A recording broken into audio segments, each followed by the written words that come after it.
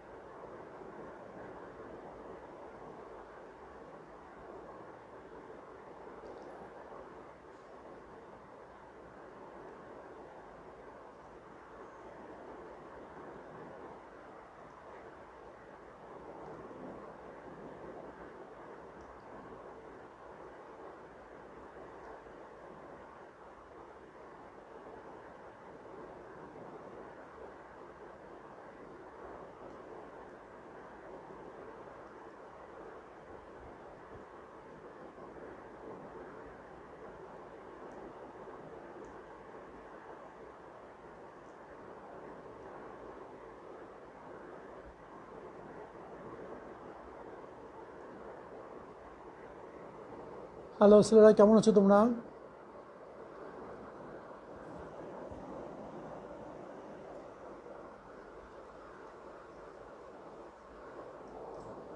অভিষেক, তুমি জয়েন করতে পেরেছ?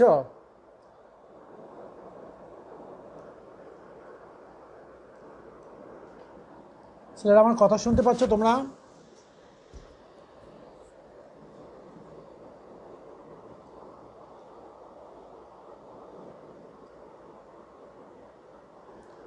হ্যালো ছেলেরা, কথা শোনা যাচ্ছে?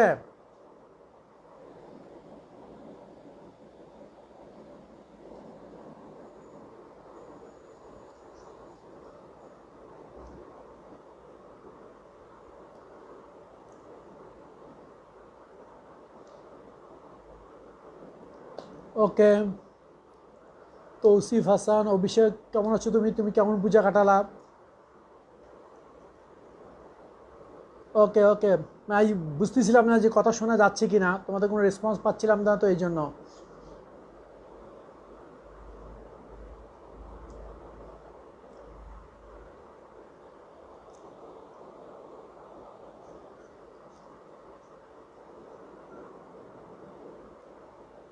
ওকে,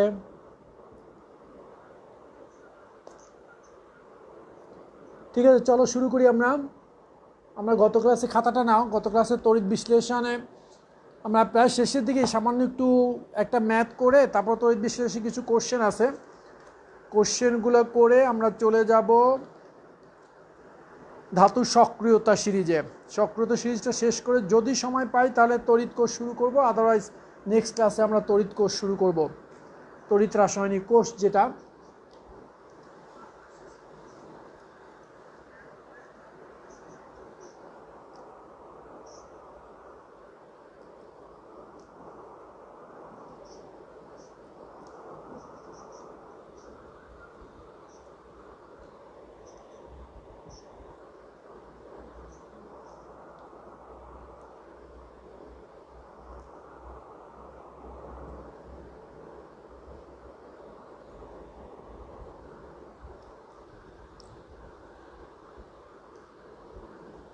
আচ্ছা, তড়িৎ ফ্যারাডের সূত্র থেকে একটা ম্যাথ আমরা সম্ভবত লাস্ট ক্লাসও ম্যাথ করতেছিলাম, আরেকটা ম্যাথ একটু লেখো।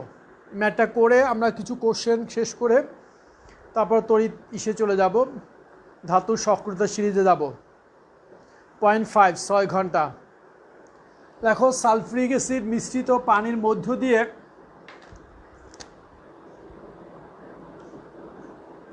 সালফ্রিক অ্যাসিড মিশ্রিত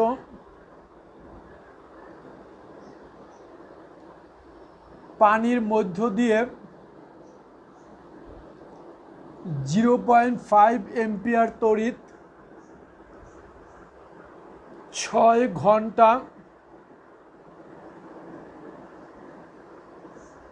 প্রবাহিত করলে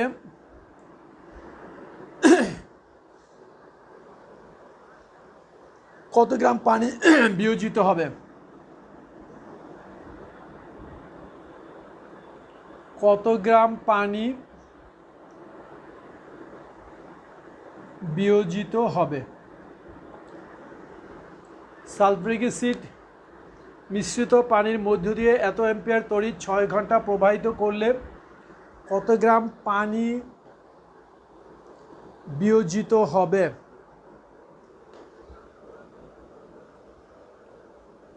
মারুশ ফাতে, ওয়ালাইকুম আসসালাম।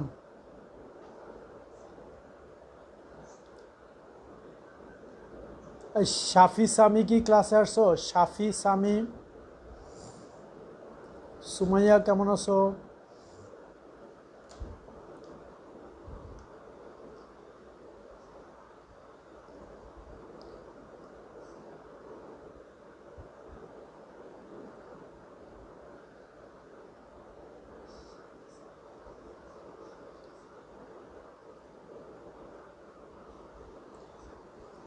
হয়েছে, যারা করো ম্যাথটা, যারা পারো করতে থাকো।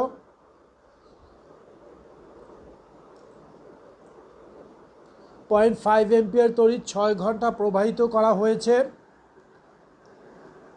কত গ্রাম পানি বিয়োজিত হয়েছে? কত গ্রাম পানি? যদি পারো তো ভালো করো, আর যদি না পারো হেল্প নাও। যদি হেল্প লাগে বলো, স্যার হেল্প।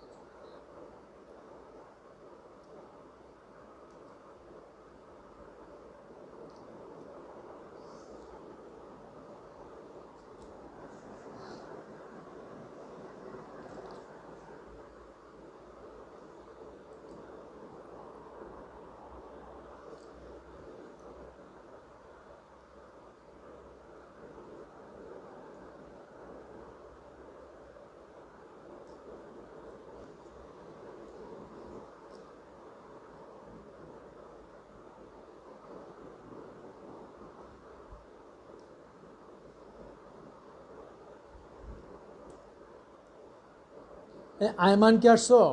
আয়মান, অ্যান্সার কত হয় বলো?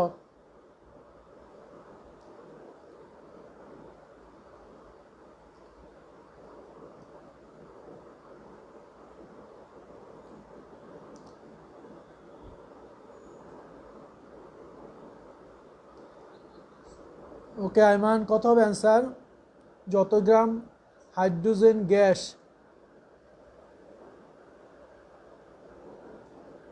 তত হবে তার হাফ। যত গ্রাম হাইড্রোজেন গ্যাস, ততই হবে তার হাফ। বুঝি নাই কি লিখছো। এনিওয়ে বের করো, ট্রাই করো।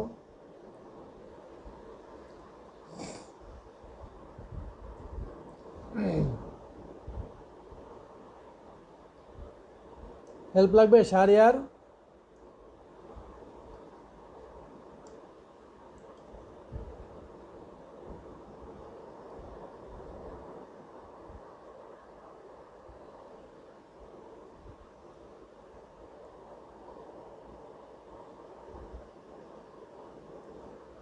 ওকে দেখো, বোর্ডে তাকাও।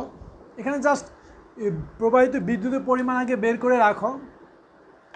প্রবাহিত বিদ্যুতের পরিমাণ কিউ ইকুয়াল টু কত? আইটি। এটা আগে বের করে রাখো, কিউটা বের করে রাখো। তো কিউ হচ্ছে 0.56 ইন্টু 60 ইন্টু 60। এটা কত হয় দেখো।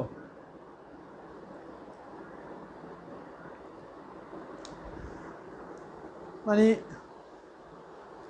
মেশিন আমার কাছে নাই, আছে। এটা ভ্যালুটা কত আসে? 3600 ইন্টু 3, 3600 ইন্টু 3, 3600 ইন্টু 3 18 এটা 10800 কুলম। এটা থাক, এটুকু বিদ্যুৎ প্রবাহিত বিদ্যুতের পরিমাণ এটা থাকলো। আচ্ছা এখন দেখো আগে বিক্রিয়াটা লেখো। অ্যাসিড মিশ্রিত পানির মধ্যে দিয়ে বিদ্যুৎ প্রবাহিত করলে সংঘটিত বিক্রিয়া লিখে নিবা। সালফ্রিক অ্যাসিড মিশ্রিত পানির মধ্য দিয়ে বিদ্যুৎ প্রবাহিত করলে সংঘটিত বিক্রিয়া নিম্নরূপ। সংঘটিত বিক্রিয়া নিম্নরূপ। তাহলে বিক্রিয়াটা কি হবে? প্রথমে পানিকে বিয়োজিত করো 2H+। এখানে যদিও এটা হয় না ওইভাবেই লেখো H+ OH-, তাই না?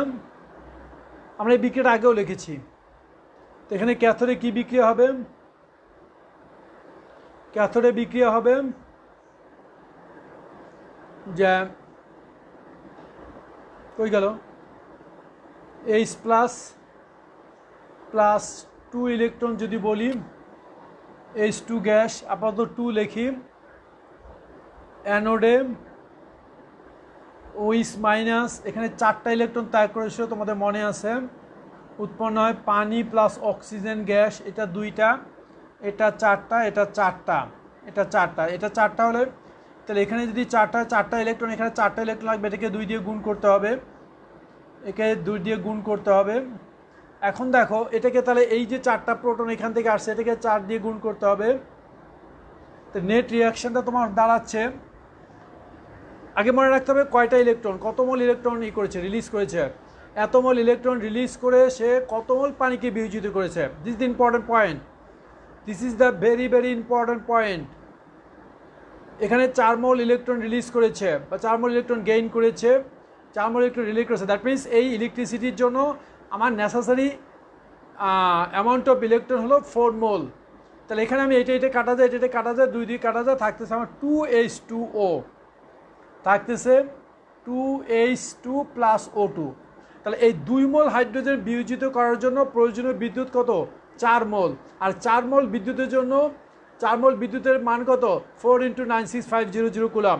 তার মানে 4 × 96500 কুলম বিদ্যুৎ প্রবাহিত করে পানি বিয়োজিত হয় 2 মোল। 2 মোলে কত গ্রাম সেটা বের করো। তাহলে তোমার প্রবাহিত বিদ্যুৎ পেয়েছো, অতটুকু বিদ্যুৎ প্রবাহিত করলে পানি বিয়োজিত হবে কতটুকু।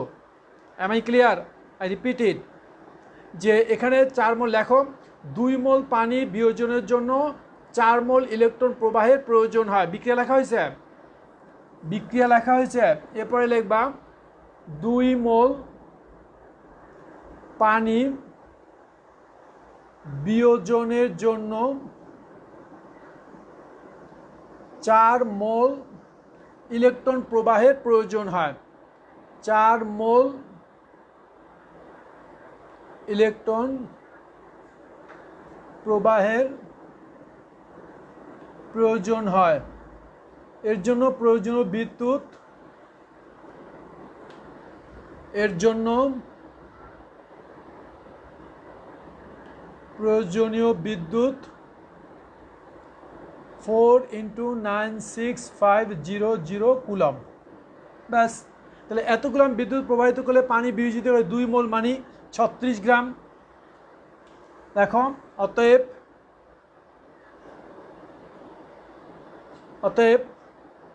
4 × 96500 কুলম বিদ্যুৎ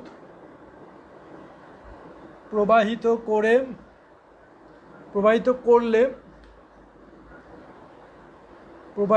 করলে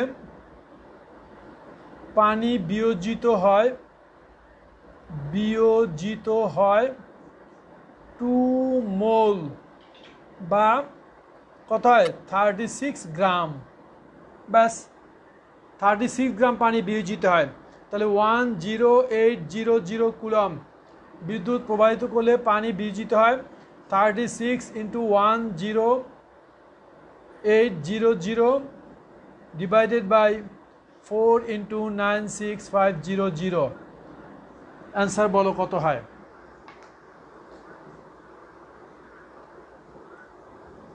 অ্যান্সার কত হয় আমাকে জানাও।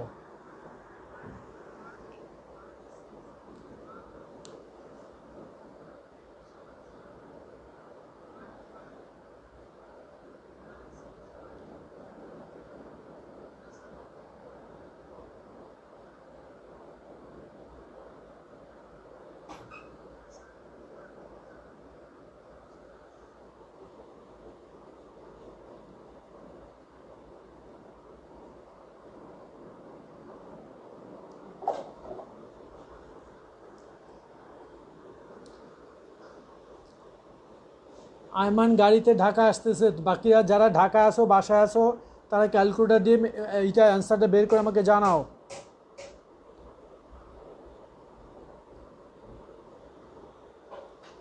শাহরিয়ার অ্যান্সার কত আসছে?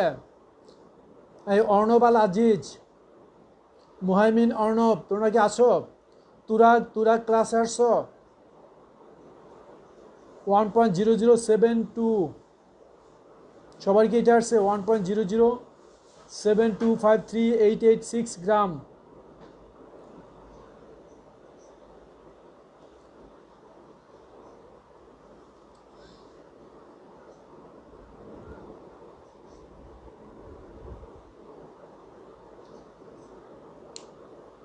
One point zero zero seven. Abhishek, সেভেনের পরে কত? 2 না 5? ওই যে এর মতন 2 আসলে তো আর 7 ঠিক আছে। আর যদি 7-এর পরে 5 বা 5-এর বেশি আসে তাহলে 8 লিখবা, 8। আসিফ করিম, এত দেরিতে কেন? সাকিব মুস্তফা, ওকে সবারই ঠিক আছে। 1.007 গ্রাম। ক্লিয়ার হয়েছে? বুঝছো এখন?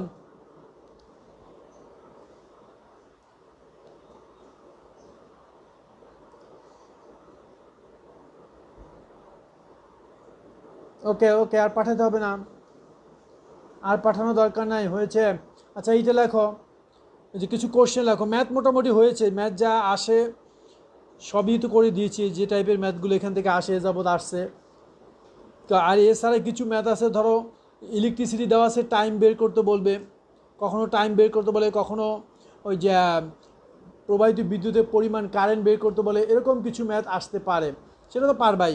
ধরো W = ZIT থেকে তোমাকে যদি আই বের করতে বলে বা টি বের করতে বলে, আশা করি এগুলো নিয়ে সমস্যা হবে না তোমাদের।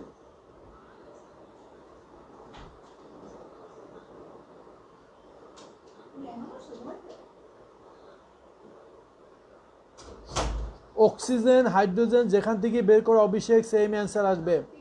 তুমি তো পানির পরিমাণ বের করতেছো, তুমি অক্সিজেনের সাপেক্ষে হাইড্রোজেনের সাপেক্ষে আলাদা করার তো কোনো প্রয়োজন নেই। তুমি অক্সিজেন হাইড্রোজেন যেটা থেকেই করো, প্রয়োজনীয় বিদ্যুৎ ওইটাই লাগতেছে। এই ইলেকট্রন প্রবাহ কতটুকু করেছো, হাইড্রোজেন দিয়ে করো, অক্সিজেন দিয়ে করো, যেটা দিয়ে করো, প্রবাহিত ইলেকট্রন পরিমাণ তো 4 মৌলই ছিল, অতএব অ্যান্সার সেম আসবে, কোনো প্রবলেম নেই। ওকে, নেক্সট কোশ্চেন লেখো। 1 ফ্যারাডে কি? লেখো 1 ফ্যারাডে বলতে কি বুঝো? এগুলো ছোট প্রশ্ন, আগে আসছে। 1 ফ্যারাডে বলতে কি বুঝো?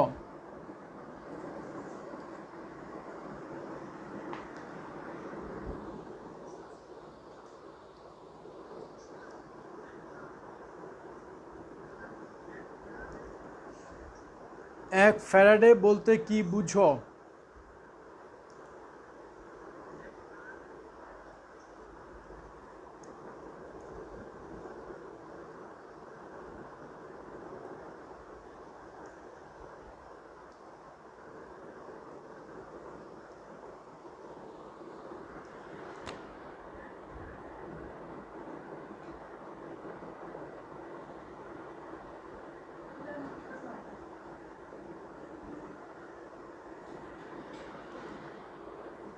এটা জ্ঞানমূলক প্রশ্ন। 1 ফ্যারাডে কি বা 1 ফ্যারাডে বলতে কি বুঝো? লেখো, উত্তরটা লিখে নাও।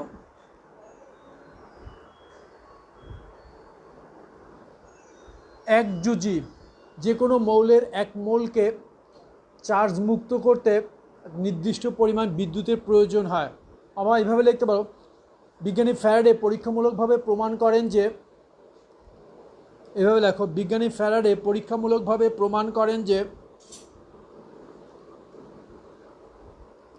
বিজ্ঞানী ফ্যারাডে পরীক্ষামূলকভাবে প্রমাণ করেন যে এক জুজি যে কোনো মৌলের এক জুজি যে কোনো মৌলের 1 মোলকে এক জুজি যে কোনো মৌলের 1 মোলকে চার্জ মুক্ত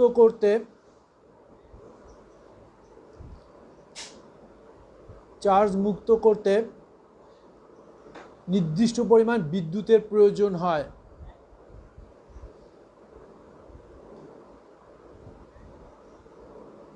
এর মান 96500 কুলম্ব। বিজ্ঞানী ফ্যারাডে পরীক্ষামূলকভাবে প্রমাণ করেন যে এক জুজি যে কোনো মৌলের 1 মোলকে চার্জ মুক্ত করতে নির্দিষ্ট পরিমাণ বিদ্যুতের প্রয়োজন হয়।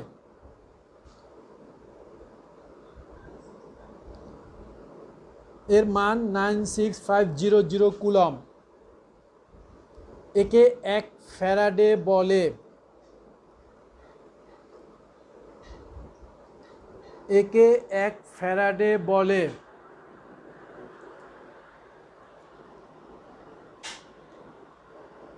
ফ্যারাডেকে ক্যাপিটাল এফ দ্বারা প্রকাশ করা হয়। ফ্যারাডেকে ক্যাপিটাল এফ দ্বারা প্রকাশ করা হয়, অর্থাৎ 1F ইকুয়াল টু 96500 কুলম্ব। অর্থাৎ 1 ফ্যারাডে সমান সমান 96500 কুলম্ব।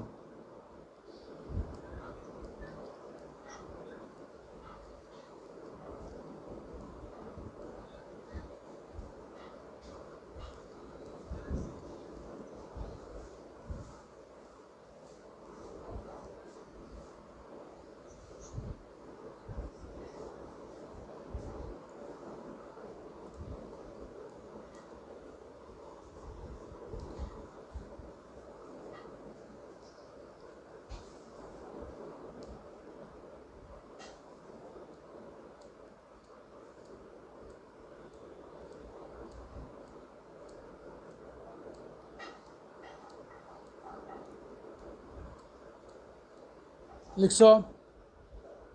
বাস, এরপরে দেখো ফ্যারাডের সূত্র থেকে ইলেকট্রনের চার্জ কিভাবে গণনা করবে।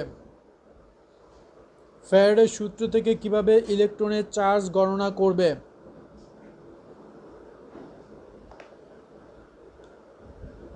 ফ্যারাডের সূত্র থেকে কিভাবে ইলেকট্রনের চার্জ গণনা করবে।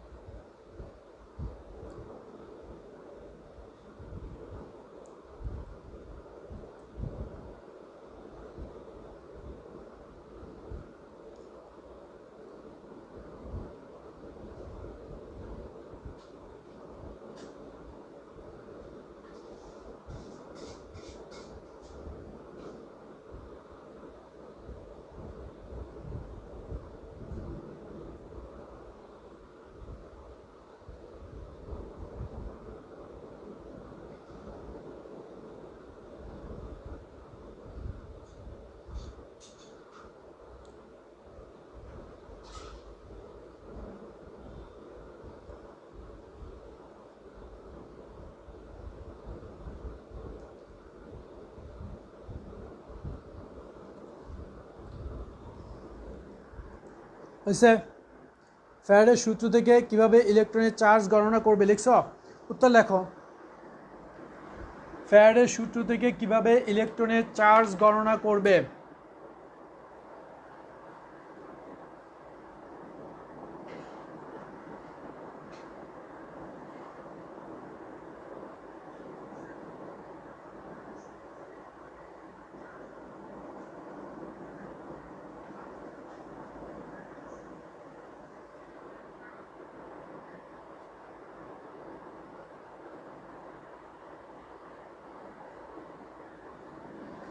ফ্যারাডের সূত্র থেকে কিভাবে ইলেকট্রনের চার্জ গণনা করবে? আচ্ছা, একটু লেখো আগেরটাই। ফ্যারাডে পরীক্ষামূলকভাবে প্রমাণ করেন এক যুজি ধাতুর 1 মোলকে চার্জ মুক্ত করতে 1 ফ্যারাডে বিদ্যুতের প্রয়োজন হয়। লেখো, ফ্যারাডে পরীক্ষামূলকভাবে প্রমাণ করেন, বিজ্ঞানী ফ্যারাডে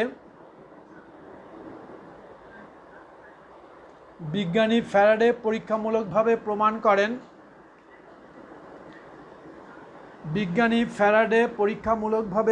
করেন, এক যুজি যে কোনো মৌলের 1 মোলকে চার্জ মুক্ত করতে 96500 কুলম্ব বিদ্যুতের প্রয়োজন হয়। হ্যাঁ শাহরিয়া, তুমি তো অবজেক্টিভের আনসার দিয়েছো, এটা 2 মার্কসের কোশ্চেন। বিজ্ঞানী ফ্যারাডে পরীক্ষামূলকভাবে প্রমাণ করেন এক যুজি যে কোনো মৌলের 1 মোলকে চার্জ মুক্ত করতে 96500 কুলম্ব বিদ্যুতের প্রয়োজন হয়। আবার 1 মোল আয়নে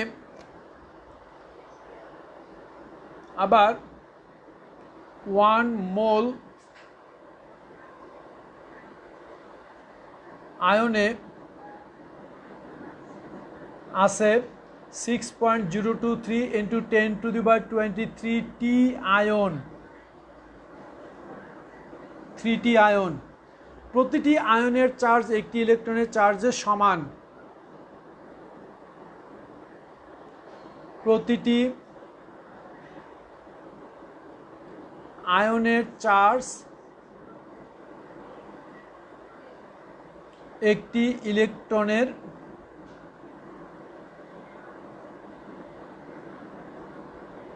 চার্জের সমান। প্রতিটি আয়নের চার্জ একটি ইলেকট্রনের চার্জের সমান। ক্লিয়ার হয়েছ? তো যেহেতু আমি যদি এভাবে বলি, দেখো Na++ ইলেকট্রন, তাহলে এই যে এক যুজি একটি আয়নের চার্জ আর একটি ইলেকট্রনের চার্জ যদি সমান না হয় তাহলে এরা কিন্তু নিউট্রাল করতে পারে না। এক যুজি একটি আয়নের চার্জ একটি ইলেকট্রনের চার্জের যদি সমান না হয় তাহলে এরা পরস্পরকে নিউট্রাল করতে পারে না, চার্জ মুক্ত করতে পারে না। তার মানে প্রতিটি একযুজি আয়নের চার্জ একটি ইলেকট্রনের চার্জের সমান। তাহলে আমরা বলেছি কি 1 মোল আয়নের চার্জ কত বলেছি? 96500। তাহলে এতটি আয়নের চার্জ মানে এতটি ইলেকট্রনের চার্জ কত? 96500। অতএব একটি ইলেকট্রনের চার্জ, অতএব দেখো, অতএব 6.023 × 10⁻23 টি ইলেকট্রনের চার্জ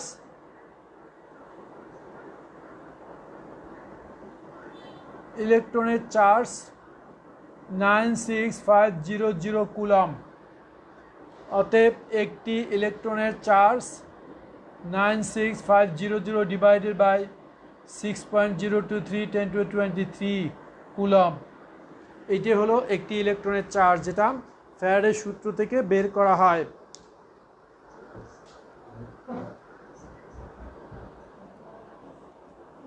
আবার ফার্স্ট লাইনটা আগে প্রশ্ন তো লিখেছি।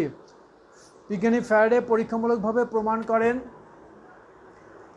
এক যুজি যে কোনো মৌলের 1 মোলকে চার্জ মুক্ত করতে 96500 কুলম্ব বিদ্যুতের প্রয়োজন হয়। 96500 কুলম্ব বিদ্যুতের প্রয়োজন হয়। এটা ছিল প্রথম লাইন। এরপর আবার লিখবা 1 মোল আয়নে আছে 6.023 10⁻23 টি আয়ন। 1 মোল আয়নে আছে 6.023 10^23 আয়ন।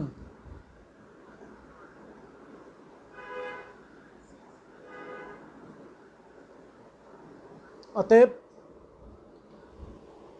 প্রতিটি আয়নের চার্জ একটি ইলেকট্রনের চার্জের সমান। এতটি ইলেকট্রনের চার্জ এত, একটি ইলেকট্রনের চার্জ কত?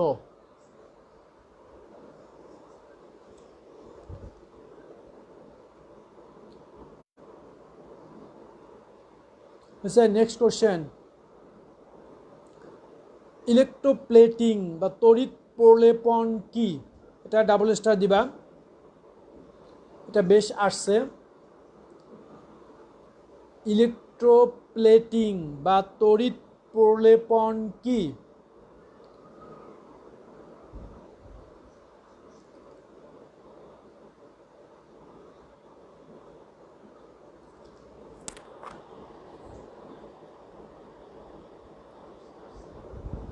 ইলেকট্রোপ্লেটিং বা তড়িৎ প্রলেপন কি?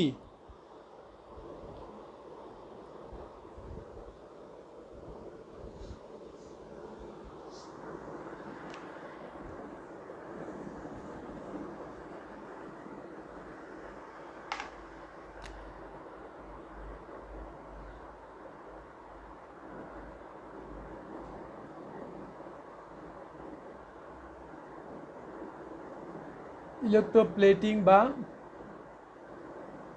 তড়িৎ প্রলেপন কি? ব্যাখ্যা দাও।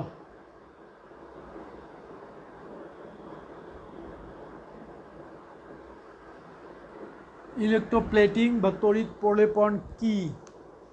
ব্যাখ্যা দাও।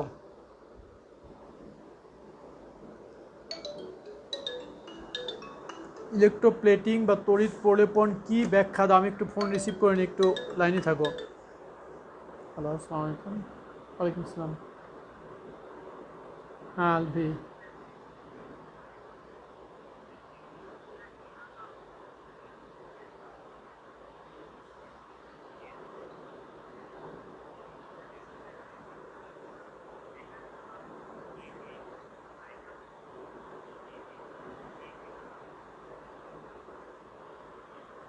না না, ওটা ওই যে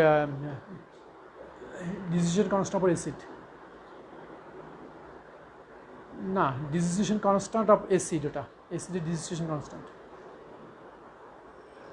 হ্যাঁ হ্যাঁ হ্যাঁ, ওইটাই, এইটাই মাইনাস লগ অফ কে। না, ওটা তো বাফার সলিউশনে, বাফার হ্যান্ডারসন ইকুয়েশন ড্রাইভ করতে ওইখানে একটা লাগে ওটা। আচ্ছা, আমাদের এই শিশিটা আছে তো, শিটে দেখো। ঠিক আছে।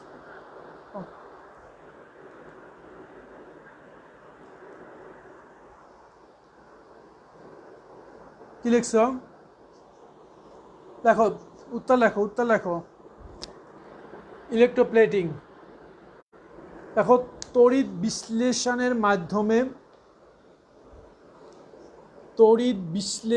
মাধ্যমে কোনো অধিক সক্রিয় ধাতুর উপরে কম সক্রিয় ধাতুর প্রলেপ দেওয়াকে ইলেকট্রোপ্লেটিং বা তড়িৎ প্রলেপন বলে। তড়িৎ বিশ্লেষণের মাধ্যমে, আর যদি এটা ভুলে যাও শুধু এইটা লিখলেও, প্রথমে এটাও লিখলেও হয়ে যাবে। তড়িৎ বিশ্লেষণের মাধ্যমে একটি ধাতুর উপর অন্য একটি ধাতুর প্রলেপ দেওয়াকে ইলেকট্রোপ্লেটিং বলে।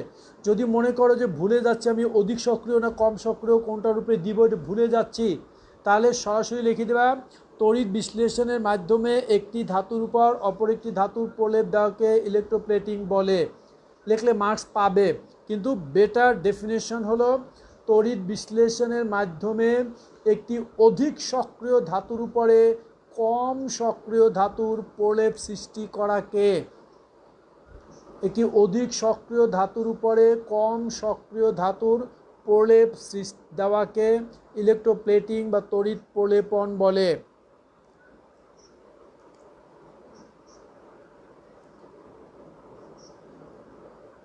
লিখছ?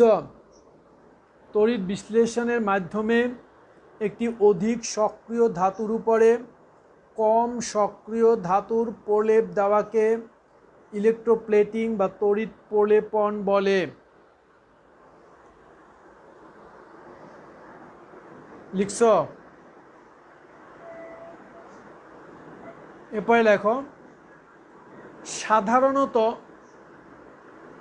ধাতুর ক্ষয়রোধ এবং উজ্জ্বলতা বৃদ্ধির জন্য ইলেকট্রোপ্লেটিং করা হয়।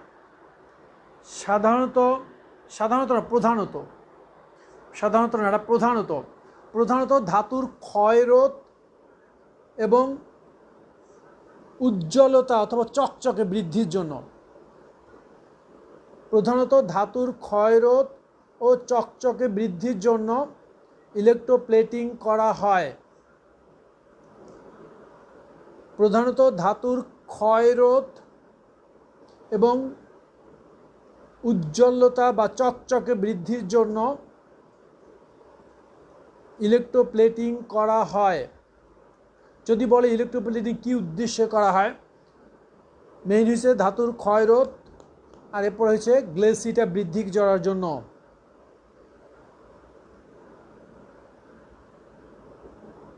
ব্যাখ্যা এসব, যেমন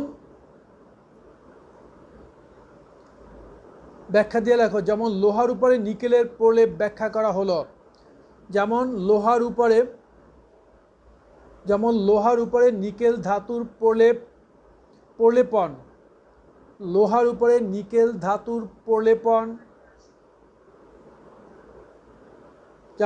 যেমন একটু কারেকশন, যেমন তড়িৎ বিশ্লেষণের মাধ্যমে লোহার উপরে নিকেল ধাতুর প্রলেপন ব্যাখ্যা করা হলো। যেমন তড়িৎ বিশ্লেষণের মাধ্যমে লোহার উপরে নিকেল ধাতুর প্রলেপন ব্যাখ্যা করা হলো। তার মানে কি, লোহাটা সক্রিয় বেশি, নিকেলের সক্রিয়তা কম, তো লোহার উপরে নিকেলের প্রলেপ দিব।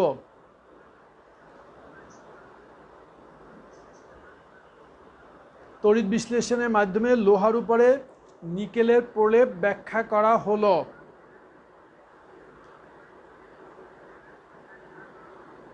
লিখছ? আচ্ছা, নিচে লেখো,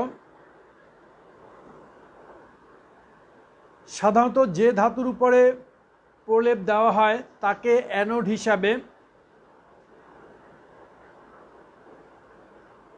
সাধারণত ব্যাখ্যা, কিন্তু আমি ব্যাখ্যা জেনারেল কথা বলছি, পরে আমি এক্সাম্পলটা দিব। সাধারণত যে ধাতুর উপরে প্রলেপ দেওয়া হয় তাকে অ্যানোড হিসাবে,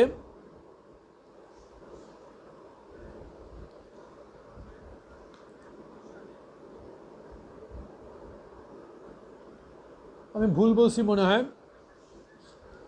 সাধারণত যে ধাতুর উপরে প্রলেপ দিব সেটাকে ক্যাথোড হিসাবে ব্যবহার করব। যে ধাতুর উপরে প্রলেপ দিব সেটাকে ব্যবহার করব ক্যাথোড হিসাবে, আর যে ধাতু দ্বারা প্রলেপ দিব ওইটাকে অ্যানোড হিসাবে ব্যবহার করব। আমি একটু কারেকশন করে বলছি, সাধারণত যে ধাতুর উপরে প্রলেপ দেওয়া হয় তাকে ক্যাথোড হিসাবে, যে ধাতুর উপরে প্রলেপ দিব সেটাকে ক্যাথোড হিসাবে, এবং যে ধাতু দ্বারা প্রলেপ দিব তাকে অ্যানোড হিসাবে ব্যবহার করা হয়। এবং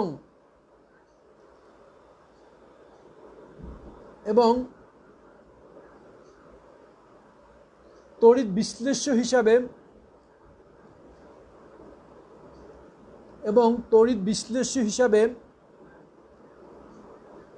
অ্যানোডে যে ধাতু ব্যবহার করা হয় তার উপযুক্ত লবণের দ্রবণ নেওয়া হয়। এবং তড়িৎ বিশ্লেষ্য হিসাবে অ্যানোডে যে ধাতু ব্যবহার করা হয় তার উপযুক্ত লবণের দ্রবণ ব্যবহার করা হয়। এবং তড়িৎ বিশ্লেষ্য হিসাবে অ্যানোডে যে ধাতু ব্যবহার করা হয় তার উপযুক্ত লবণের দ্রবণ নেওয়া হয়। ওকে, আমি রিপিট করতেছি, একটু শুনে নাও। সাধারণত যে ধাতুর উপরে প্রলেপ দেওয়া হয় তাকে ক্যাথোড হিসাবে, এবং যে ধাতু দ্বারা প্রলেপ দেওয়া হয় তাকে অ্যানোড হিসাবে ব্যবহার করে তড়িৎ বিশ্লেষ্য হিসাবে অ্যানোডে ব্যবহৃত ধাতুর উপযুক্ত লবণের দ্রবণ ব্যবহার করা হয়। তড়িৎ বিশ্লেষ্য হিসাবে অ্যানোডে ব্যবহৃত ধাতুর উপযুক্ত লবণের দ্রবণ ব্যবহার করা হয়।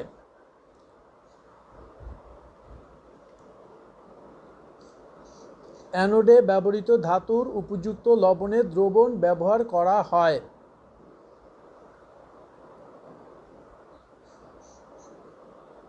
যেমন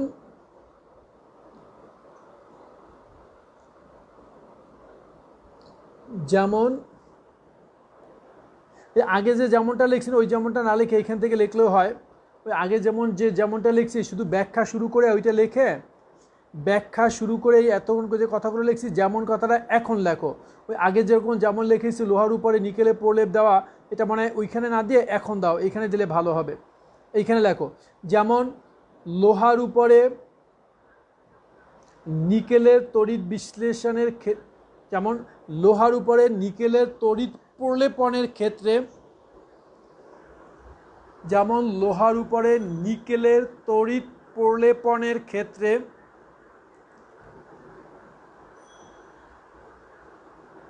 লোহার উপরে নিকেলের তড়িৎ প্রলেপনের ক্ষেত্রে লোহাকে ক্যাথোড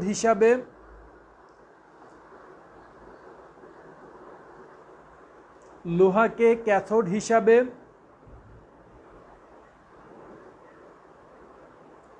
এবং নিকেলকে অ্যানোড হিসাবে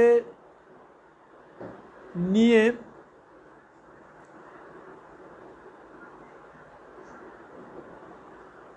লোহাকে ক্যাথোড হিসাবে এবং নিকেলকে অ্যানোড হিসাবে নিয়ে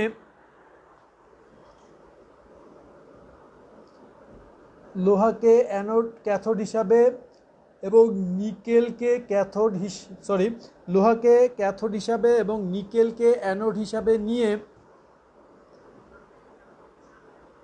তড়িৎ বিশ্লেষ্য হিসাবে নিকেল সালফেটের দ্রবণ নেওয়া হয়। তড়িৎ বিশ্লেষ্য হিসাবে নিকেল সালফেটের দ্রবণ নেওয়া হয়। তড়িৎ বিশ্লেষ্য হিসাবে নিকেল সালফেটের দ্রবণ নেওয়া হয়। এটা চিত্রটা একটু ড্র করে দিও। চিত্রটা ড্র করে দিও। মনে করো এটা আছে নিকেল,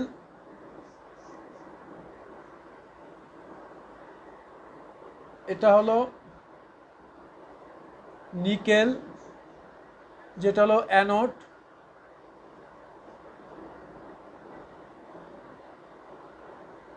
আর এইখানে আমি একটা লোহার চামচ বানাই।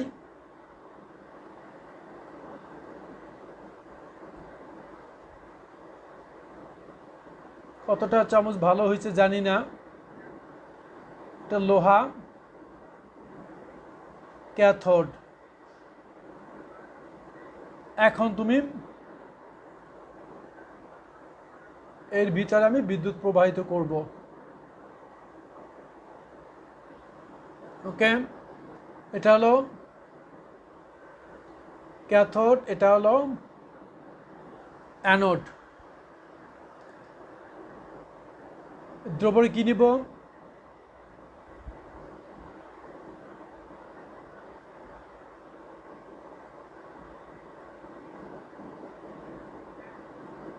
দ্রবণ এবং নিকেল সালফেট দ্রবণ।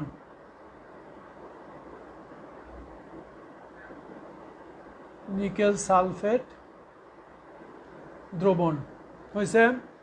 এটা লোহার একটা চামচের উপরে নিকেলের প্রলেপ দেব। বাজারে এটা পাওয়া যায়। বাজারে এই চামচগুলোকে স্টেনলেস স্টিল হিসাবে বিক্রি করে।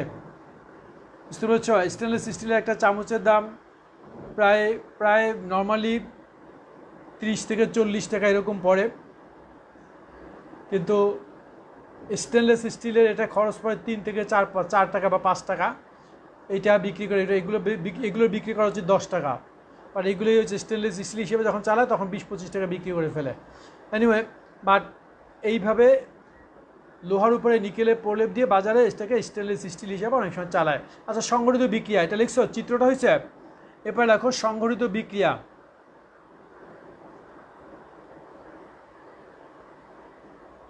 সংগঠিত বিক্রিয়া প্রথমে লেখো অ্যানোডের বিক্রিয়া।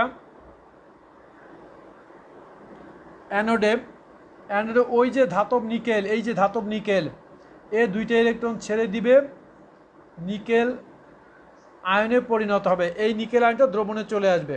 আর এই দ্রবণে যে নিকেল আয়ন আছে এটা হলো ক্যাথোডে। ক্যাথোডে এই দ্রবণে যে নিকেল আয়ন আছে, এই দ্রবণের নিকেল আয়ন দুইটা ইলেকট্রন গ্রহণ করে সে নিকেল ধাতু হিসাবে এই লোহার উপরে জমতে থাকে। বুঝতে পেরেছ? আর চামচ কিন্তু এভাবে না, পুরোটাকে ডুবাই দেওয়া হয়। যখন চামচ দিব পুরো চামচটাই কিন্তু এই তড়িৎ বিশ্লেষণের নিচে ডুবানো থাকে। কারণ তাহলে দেখা যাবে কি, তোমার এইটুকু যদি করো, এইটুকু দেখবা ঠিকই নিকেলে পড়লেও এটা তো লোহা ভাসতে থাকবে। এটা হবে না, চামচ যখন তৈরি করবো তখন পুরো চামচটাই কিন্তু নিচে একদম তড়িৎ বিশ্লেষণের নিচে ডুবাই দেওয়া থাকে। আমি এখানে চিত্র আঁকতে গিয়ে একটু করে ফেলছি। আর যদি ওইটাই করতে চাও তাহলে পুরো চামচটাকে তুমি ওইভাবে তৈরি করবা, এইভাবে দিবা। বুঝতে পেরেছ?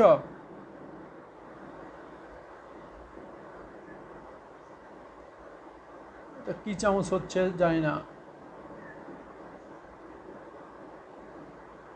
হইলে হলো। এই যে এটা পুরো চামচটাকে তখন ডুবানো থাকবে ভিতরে, তখন পুরোটার উপরে নিকেলে পড়ে যাবে।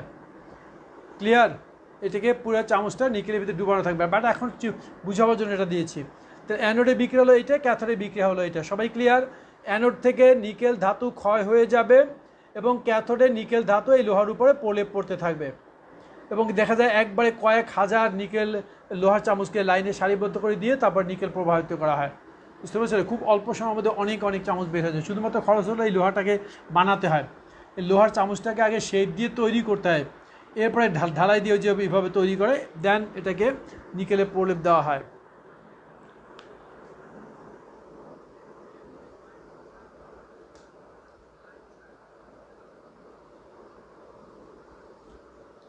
আমি ক্যাথোডে এফই দিয়েছি, ক্যাথোডে প্রথমে একটু ভুল বলেছিলাম, পরে তো ঠিক করে দিয়েছি। ক্যাথোডে লোহা হবে, অ্যানোডে নিকেল হবে।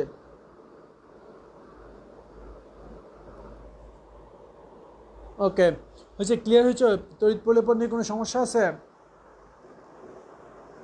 আরেকটা জিনিস একটু শিখে নিও যে তড়িৎ বিশ্লেষণের মাধ্যমে অবিশুদ্ধ কপারের বিশুদ্ধীকরণ। লিখে রাখো, তড়িৎ বিশ্লেষণের মাধ্যমে অবিশুদ্ধ কপারের বিশুদ্ধকরণ। তড়িৎ বিশ্লেষণের মাধ্যমে অবিশুদ্ধ কপারের বিশুদ্ধকরণ। আর এটা মুসলাম কেন, একই জিনিস লাগতো। তড়িৎ বিশ্লেষণের মাধ্যমে অবিশুদ্ধ কপার, এটা অবজেক্টিভে আসছে, অনেক জায়গায় আসছে যে তড়িৎ বিশ্লেষণের মাধ্যমে কোনটির জন্য তড়িৎ বিশ্লেষণ ব্যবহৃত হয়, নিচের কোনটির জন্য, তখন কপারের বিশুদ্ধকরণ একটা অপশন থাকে।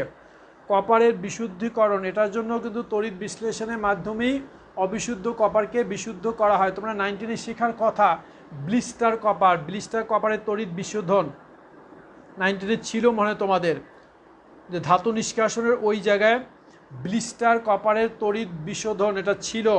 আচ্ছা, জাস্ট বিক্রিয়াটা একটু লিখে রাখো, এইটা হবে, এখানে চিত্রটা হবে এইটা, কিছু কথাটা লিখবো না এখানে। এই ব্লিস্টার কপারের মোটা পাত, এটি হচ্ছে ব্লিস্টার কপারের মোটা পাত, এটা হলো ব্লিস্টার কপার, অবিশুদ্ধ কপার, ব্লিস্টার কপার। ওকে, অবিশুদ্ধ কপার। আর এইখানে থাকে বিশুদ্ধ কপার, এটাও বিশুদ্ধ কপার, পাতলা একটা পাত, এর বা একটা তার এরকম প্রথমে, এটা হলো বিশুদ্ধ কপারের পাতলা একটা পাত, এটা হচ্ছে অবিশুদ্ধ কপার, এটা হলো বিশুদ্ধ কপার।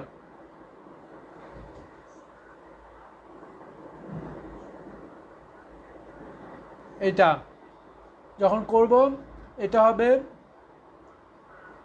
অ্যানোড, এটা হবে ক্যাথোড, এটা ক্যাথোড। বিশুদ্ধ কপারকে ক্যাথোড হিসাবে, অবিশুদ্ধ কপারকে অ্যানোড হিসাবে নিয়ে কপার সালফেট নেব তড়িৎ বিশ্লেষণ হিসাবে, কপার সালফেট তড়িৎ বিশ্লেষণ হিসাবে। ওকে, তখন এইটা আস্তে আস্তে ক্ষয় হয়ে যাবে, এটা মতো হতে থাকবে। বিক্রিয়া কী হবে? অ্যানোডে বিক্রিয়া, এই যে ব্লিস্টার কপার দুইটি ইলেকট্রন ত্যাগ করে কপার আয়নে পরিণত হয়ে দ্রবণে চলে আসবে, এখান থেকে দ্রবণে চলে আসবে কপার আয়ন হিসাবে, আর এই দ্রবণ থেকে কপার আয়ন এদিকে চলে যাবে। আর ক্যাথোডে হবে, ক্যাথোডে হবে এই যে copper ion plus electron equal to copper. এই হলো বিক্রিয়া অবিশুদ্ধ কপারের বিশুদ্ধীকরণ। ব্লিস্টার কপারের তড়িৎ বিশোধন বা অবিশুদ্ধ কপারের বিশুদ্ধীকরণ। অভিষেক, ছোটোবেলা পড়েছো মনে হয়, তোমাদের 9, 10 থাকার কথা, ধাতু নিষ্কাশনের ওই জায়গাটায় থাকার কথা। বিশুদ্ধ কপার তড়িৎ বিশ্লেষণের মাধ্যমে বিশুদ্ধ কপারে পরিণত করা হয়। এগুলো মনে রাখো, যদি কখনো বিপদে এটা দেয় অবজেক্টিভে বা ছোটো ছোটো এডমিশন টেস্টের ছোটো প্রশ্নের মধ্যে এগুলো দিয়ে দেয়। আচ্ছা, এরপর আমাদের একটু যেটা হলো যে ধাতু সক্রিয়তা সিরিজ। হেডলাইন দাও, ধাতুর সক্রিয়তা সিরিজ।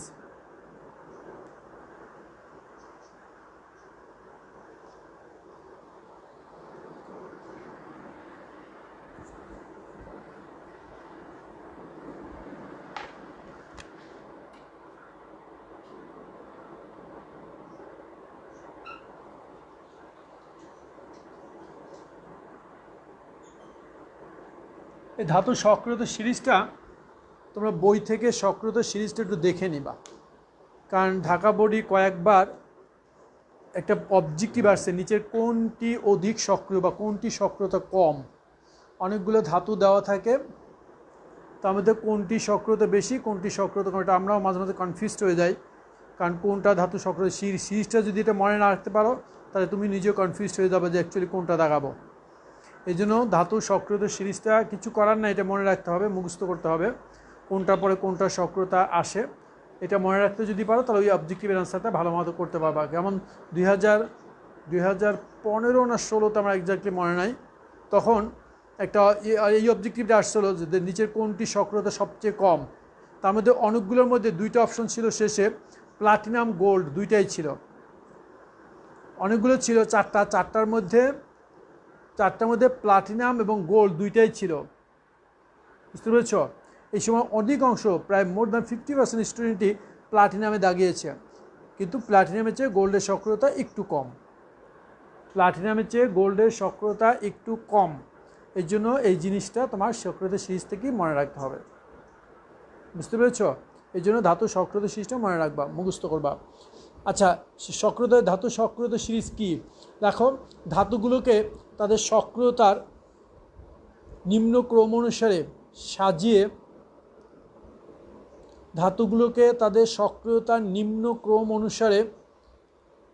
সাজিয়ে যে সারণী পাওয়া যায় তাকে ধাতু সক্রিয়তা সিরিজ বলে। ধাতুগুলোকে তাদের সক্রিয়তার নিম্ন ক্রম অনুসারে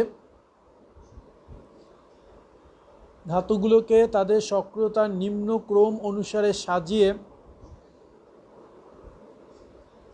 যে সারণী পাওয়া যায় তাকে ধাতুর সক্রিয়তা সিরিজ বা সক্রিয়তা সারি বলে।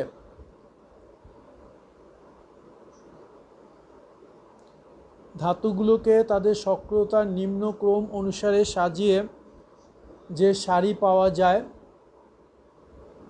তাকে ধাতুর সক্রিয়তা সিরিজ বা সক্রিয়তা সারি বলে।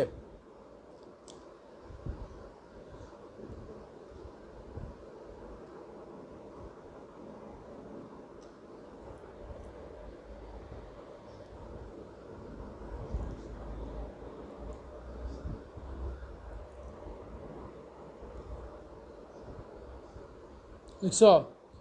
সক্রিয়তা সিরিজটা দেখে নিবা। এরপরে লেখো, ধাতুর সক্রিয়তা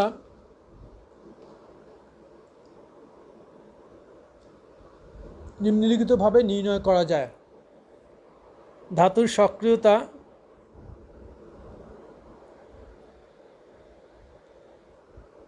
নিম্নলিখিতভাবে নির্ণয় করা যায়। নাম্বার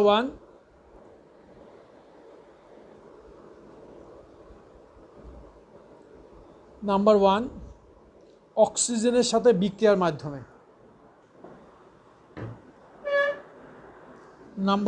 অক্সিজেনের সাথে বিক্রিয়ার মাধ্যমে।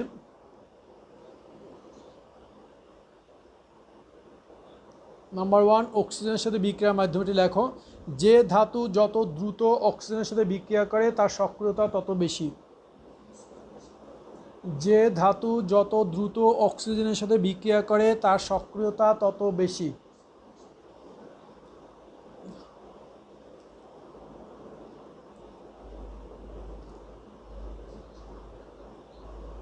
যে ধাতু যত দ্রুত অক্সিজেনের সাথে বিক্রিয়া করে তার সক্রিয়তা তত বেশি।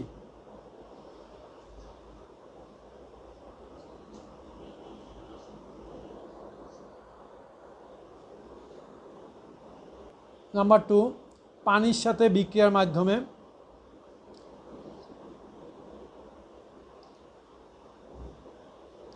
নাম্বার 2, পানির সাথে বিক্রিয়ার মাধ্যমে। এটাও লেখো, যে ধাতু পানির সাথে যত দ্রুত বিক্রিয়া করে তার সক্রিয়তা তত বেশি। যে ধাতু পানির সাথে যত দ্রুত বিক্রিয়া করে তার সক্রিয়তা তত বেশি।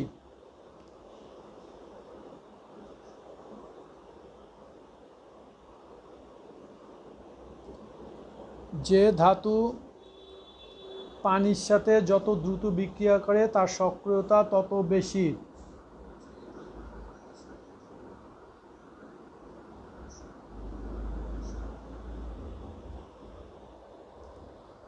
যে ধাতু পানির সাথে যত দ্রুত বিক্রিয়া করে তার সক্রিয়তা তত বেশি। 3,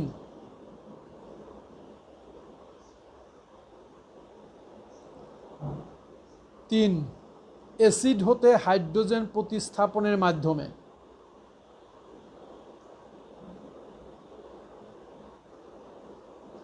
অ্যাসিড হতে হাইড্রোজেন প্রতিস্থাপনের মাধ্যমে।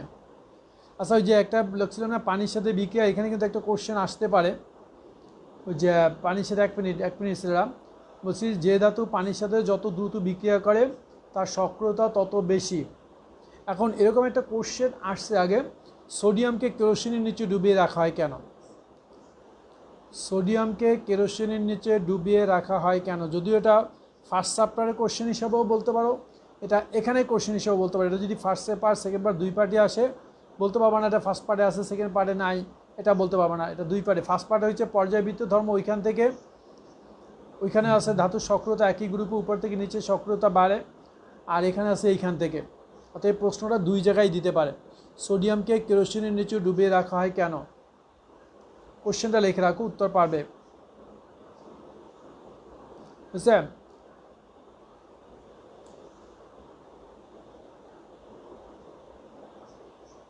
সোডিয়ামকে কেরোসিনের নিচে ডুবিয়ে রাখা হয় কেন? ওই যে পানির সাথে বিক্রিয়া, এর মধ্যে দিয়ে কোশ্চেনটা দিয়ে রাখো। আর এরপরে লেখো, অ্যাসিড হতে হাইড্রোজেন প্রতিস্থাপনের মাধ্যমে।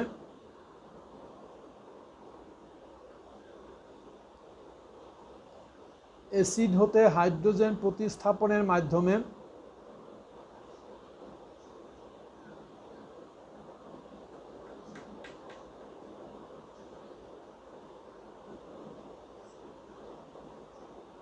দেখছো, অ্যাসিড হতে হাইড্রোজেন প্রতিস্থাপনের মাধ্যমে।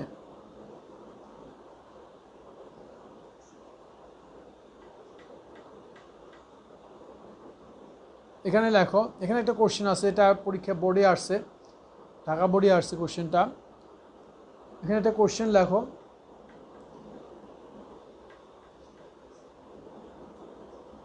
জিঙ্ক লঘু সালফ্রিক অ্যাসিডের সাথে বিক্রিয়া করে কিন্তু কপার করে না কেন?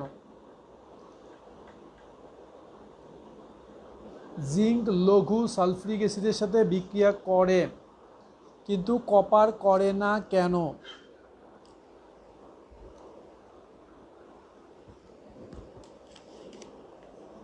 জিঙ্ক লঘু সালফ্রিক অ্যাসিডের সাথে বিক্রিয়া করে কিন্তু কপার করে না কেন?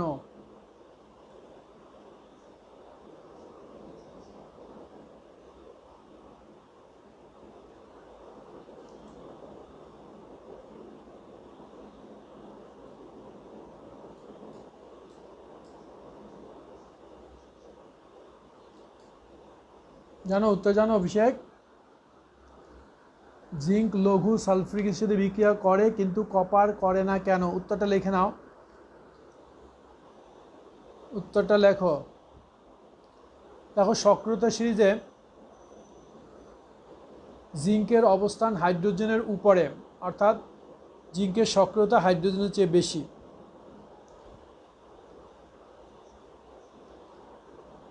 উত্তর লেখো। সক্রিয়তা সিরিজে জিঙ্কের অবস্থান হাইড্রোজেনের উপরে,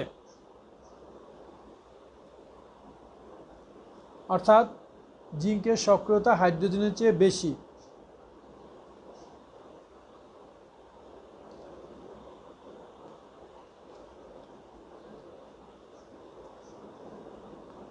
জিঙ্কের সক্রিয়তা হাইড্রোজেনের চেয়ে বেশি, তাই জিঙ্ক লঘু সালফিউরিক অ্যাসিড থেকে হাইড্রোজেন প্রতিস্থাপিত করতে পারে। তাই জিঙ্ক লঘু সালফিউরিক অ্যাসিড থেকে হাইড্রোজেন প্রতিস্থাপিত করতে পারে। এখানে একটা বিক্রিয়া দিবা, জিঙ্ক প্লাস সালফিউরিক অ্যাসিড, এখানে লঘু রেখে দেওয়া ভালো, জিঙ্ক সালফেট প্লাস হাইড্রোজেন।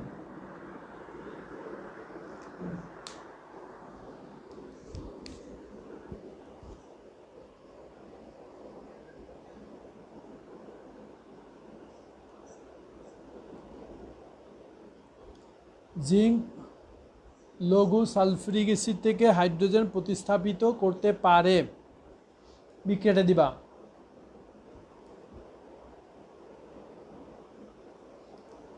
এরপরে লেখো, কপারের সক্রিয়তা হাইড্রোজেনের চেয়ে কম। কপারের সক্রিয়তা হাইড্রোজেনের চেয়ে কম।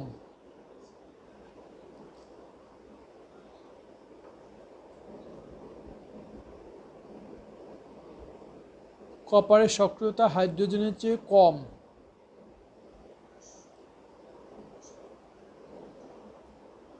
তাই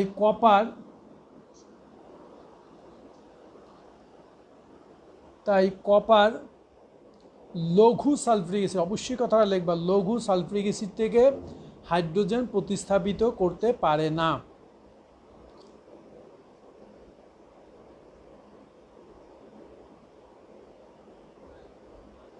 তাই কপার লঘু সালফিউরিক অ্যাসিড থেকে হাইড্রোজেন প্রতিস্থাপিত করতে পারে না।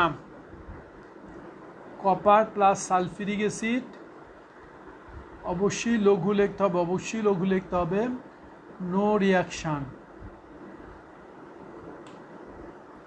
ব্যাস, আজকে এই পর্যন্তই রাখবো। আর কোনো কোশ্চেন থাকলে বলো।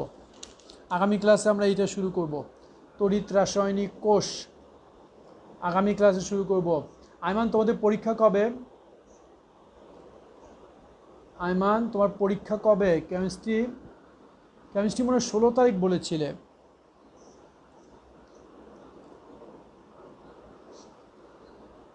ইমরান ক্লাসে আসছো? ইমরান,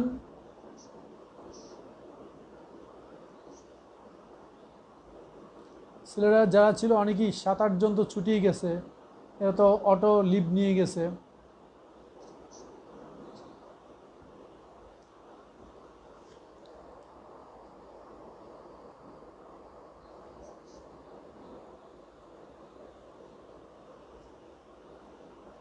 ঠিক আছে, রাখো আজকে এই পর্যন্ত।